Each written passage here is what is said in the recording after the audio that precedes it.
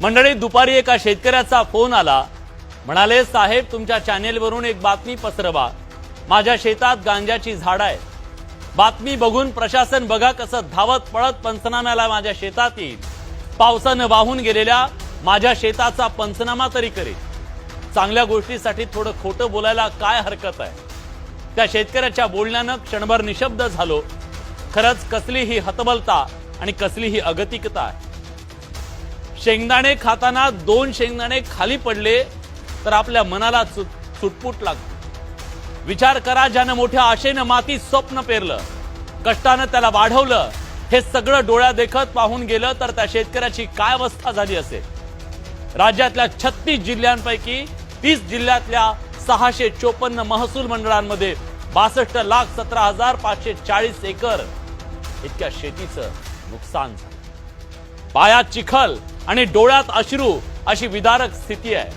यावर्षी चांगला पाऊस झाला, पिकं जोमदार आली, पण शेतकऱ्याच्या आनंदाला नजर लागली. आभाळाचा कोप झालाय सरकार. दुष्काळानं होरपूळ जाणाऱ्या बीडमध्ये पुरातली माणसं वाचवायला पहिल्यांदा हेलिकॉप्टर उतरलं. हवं तर त्या हेलिकॉप्टर वाल्याला विचारा काय परिस्थिती आहे सरकार. आभाळाचा कोप झाला, नजर लागली, हे दुःख नाहीये शेतकऱ्याचं.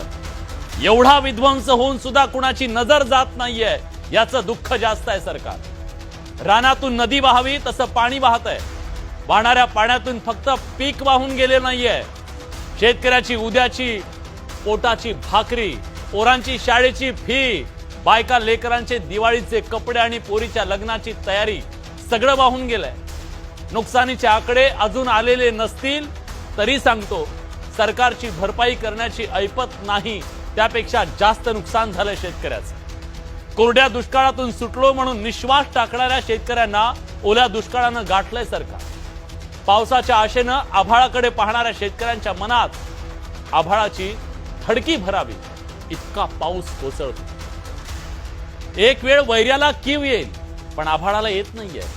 असा एक सीझन नाहीये, ऋतू नाहीये जिथं निसर्ग क्रूर वागला नाहीये. शेतकरी आफ्रिकेतल्या त्या गुलामासारखे काम करून सुद्धा वारंवार निसर्गाच्या चाबकाचे फटके खातोय. किती वेळा कोसळायचं आणि किती वेळा उभं राहायचं हा सवाल आहे. खरं सांगू, आज शेतकऱ्याची अवस्था शेळीच्या त्या शेपटासारखी झाली आहे. नीट लाज झाकता येत नाही आणि अंगावरची माशी हलत नाही. या हतबल शेतकऱ्याला दिलासा हवाय सरकार. खोटी सहानुभूती, संकटातून सावरण्यासाठी पायात बळ हवाय सरकार.